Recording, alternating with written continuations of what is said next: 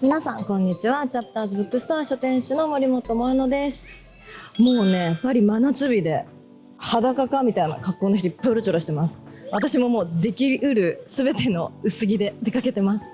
日本にいるとね、日焼けしたくないなとか思って結構わざと長袖着たりサングラス着たり深めの帽子かぶったりとかスキンケアするんですけど、こっちいるともう太陽浴びといた方が勝ちみたいな、なんか変な発想になっちゃって、めちゃくちゃ浴びてます。太陽、それも気持ちいいです。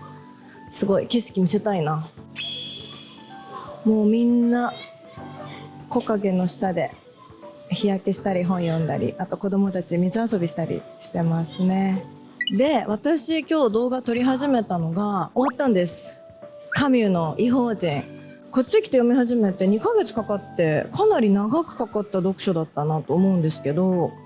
なんか難しかったんです。そう、とっても。で、難しかったんだけど、なんか心に残っちゃって、消化しきれない部分が結構あるんで、動画撮って喋りながら、きっとそういう同じ気持ちであの本を読み終える人いるだろうなと思って、私もこの率直な気持ちのまま撮りたいなと思って、ちょっと公園立ち寄ってみました。これよ、異邦人読み終わりまして、もやもやたっぷりで読了したカミュー異邦人、ちょっとお話ししていきたいと思います。まずこの本を手に取ったきっかけが、友人に好きな本を聞かれて、アルケミストとか、あと夜と霧とかは人生を直接的に変えたって意味だと好きですって話をしてたんですよ。そしたら、じゃあきっとこれも好きだと思うって言って勧められたのが神の異邦人だったんですね。で、まずその友人に聞きたいのが、全然違ったじゃあこれも好きだと思うよって渡されたけど、全然違って、なんか戸惑いました。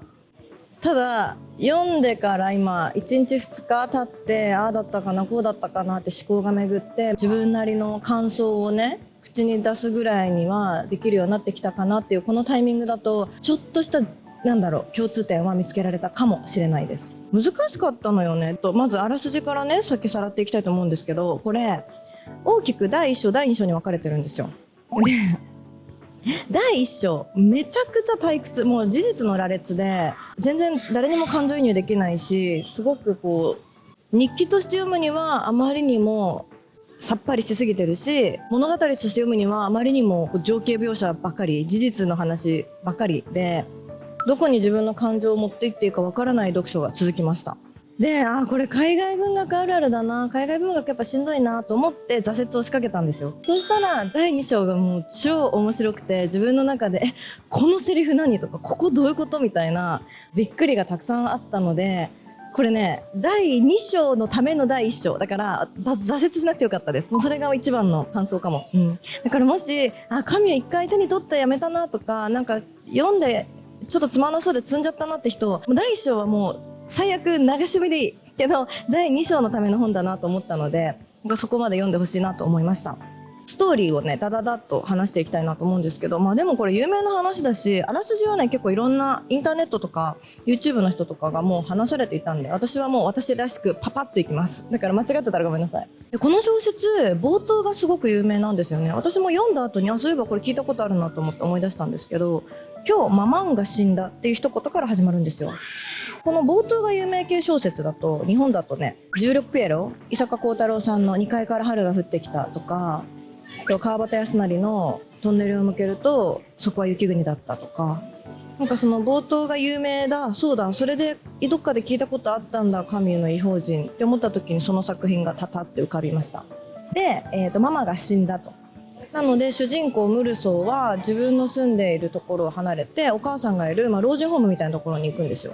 で、お母さんの死を見とって帰ってくるんですけど、その間も暑すぎて何にも考えられないムルソーは、道中もお母さんのこう最後のお別れのシーンも全部涙をしたり感情的になることなく、とてもこう穏やかにこう進んでいくんですよ。で、次の日ガールフレンドとビーチに出かけてコメディ映画を見て愛し合うで、普通のデートをして日常に戻っていくんですよ。これがすごい大事。この話書いてどうするんだろうと思ってたんですけど、ここがすごい大事だった。で、そんな母を失った次の日も淡々と過ごすムルソー君が、なんやかんやで家のフラットメイトかな、同じ家に住んでるお友達がなんか嫌なことをされた、お金借りたんだっけな、ちょっと忘れちゃったんですけど、その同じフラットに住む友人が揉め事を起こしたアラビア人だっけなを銃を突きつけて殺しちゃうんですよ。たまたまその友達から預かってた銃がポッケに入ってたから殺しちゃうんですよ。で銃を1発って殺して、その後でも4発続けてその同じ人を撃つっていう、結構残虐な殺し方をして罪を犯して刑務所に送られる。ここまでが第1章です。でこれが本当事実だけで書かれてるんで、もうこれだけ分かってれば第2章から読んでも大丈夫ぐらいです。で第2章はその人殺しの罪で刑務所に入ったムルソーの刑務所の生活と、裁判所での裁きのシーンと、これが交互っていうのかな、どういう風な判決を出るかっていうのを追っていきます。なんか裁判の傍聴をしているみたいな気持ちでしたね。私行ったことないんですけど、裁判こういう感じなのかなって言ってぼんやり読みました。ずっとムルソーは反省をすることがないというか、淡々としているんですよね、自分の人生に対して。で一番クライマックス、自分が人の前で死刑になってしまうんですけど、人前で死刑にさらされる時に自分の感情が湧き出るであろうみたいな感じで物語が終わっていくんですよね。そうだった気がする。ごめんなさい、あらすじはちょっとそんな感じでおります。ラストそうだったよな。なんか人前で殺される瞬間に、そうそう、私の処刑の日に大勢の見物人が集まり、憎悪の叫びを上げて私を迎えることだけが私に残された望みである。それは私を孤独ではないと知らしめる唯一の行為だみたいなことで終わっていくっていう。止めますとクソ男の話です。はい。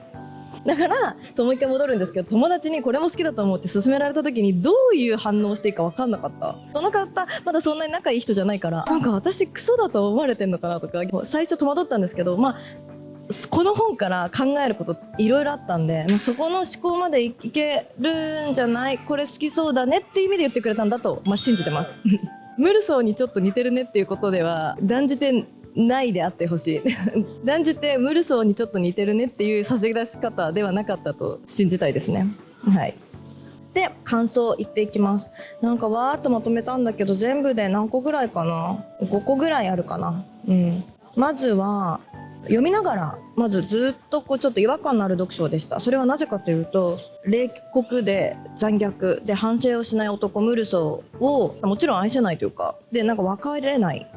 で、それはあえて自分が道徳的範疇にいるために遠ざけながら読書をしちゃっているんじゃないかなっていう自分の道徳フィルターを感じました。それは違うだろうみたいなことを頭の中で何度も言うんですけど、ちょっと一個びっくりしたシーンがあって、そこ読みますね。ここ82ページ。健康な人は誰でも多少とも愛する者の死を期待するものだ。すると弁護士はここで私の言葉を遮り、ひどく興奮した風に見えた。そんなことは法廷でも余震判事の部屋でも口にしないと私に約束させた。なんかこれが私は実はちょっとギクッときちゃいました。もちろん自分の、愛する人、家族とか友人とかたくさんの人に囲まれて生きている中で長生きしてほしい、ずっと一緒にいてほしいってそれは思うんですけど、もちろん私結構すごく幸せだった日に限ってもうここで死にたいって思うことあるんですよ。死なないんですけど、極端にはね。なんかその幸せとか達成感の先には絶対にそれよりはいい日が待っていないわけで、それに絶望しちゃう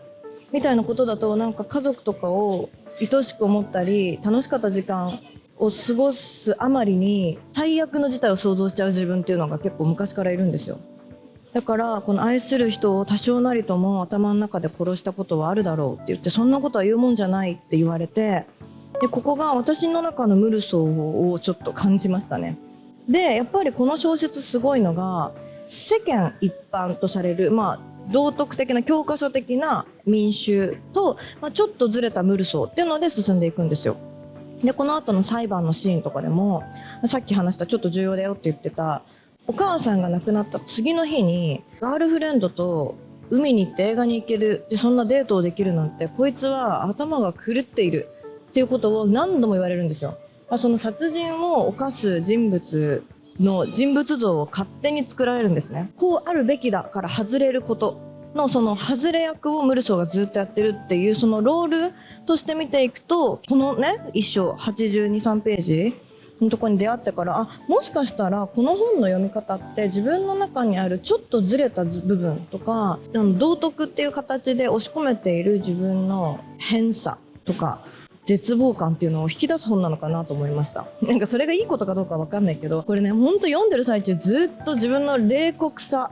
残酷さをね、もうどんどん引っ張られる本でした。なんか結構しんどかった。自分性格悪いなっていうのが読後感、すごい自分に矢印向いちゃった。なので、愛する人は誰もが一度は頭の中で殺しているっていう話からなんかちょっとドキッときて、この辺から結構自分の中の本との向き合い方が変わったというか、ちょっと気持ち入っていきました。で、そっからいろいろあって、また感じたことのもう一つとしては、ぶつ切りの感想に箇条書きみたいになってるんですけど、このムルソーが人生に飽きている感じがすごく面白かった。私結構夜寝るの苦手なんですけど、夜眠れないから何するって、今日一日あったことを細かく思い出すっていう作業をする日があるんですよ。朝起きて会社行ってとかじゃなくて、朝起きて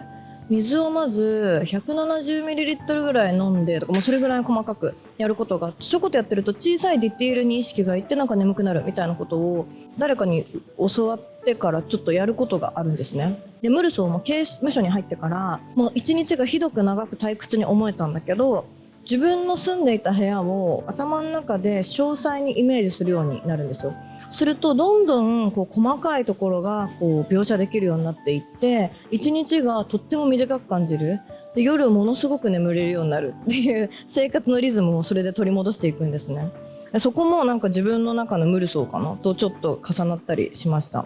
で、普通人って、これもね、普通っていうのを引き出したくて書いたのかな、神。人って刑務所に入ったら、こう罪を、過ちを犯してしまったら、反省して懺悔して、祈りを